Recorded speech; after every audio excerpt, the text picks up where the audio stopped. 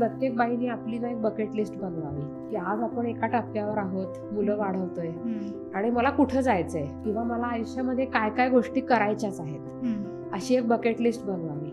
आणि त्यासाठी आपलं आरोग्य चांगलं राखावं. म्हणजे एखादीला वाटत असतं की मला हिमालयातला एखादा ट्रेक करायचा आहे किंवा कुठेतरी 15 दिवस जंगल सफारीला जायचंय किंवा कुठेतरी अमेरिकेमध्ये रिव्हर राफ्टिंग करायचंय, एखादा डान्स प्रकार शिकायचा. अशा अनेक इच्छा असतात की ज्या लहानपणापासून अभ्यासाच्या किंवा कशा कशामध्ये राहून गेलेल्या असतात. सो अशांचं नोटिंग करावं आणि ते करता येण्यासाठी आपल्याला कशा प्रकारचं शरीर कमवायला लागणार आहे ते कमवावं. असं काही नाही की 30 नंतर आपल्याला ते जमणार नाही, नक्की जमू शकतं.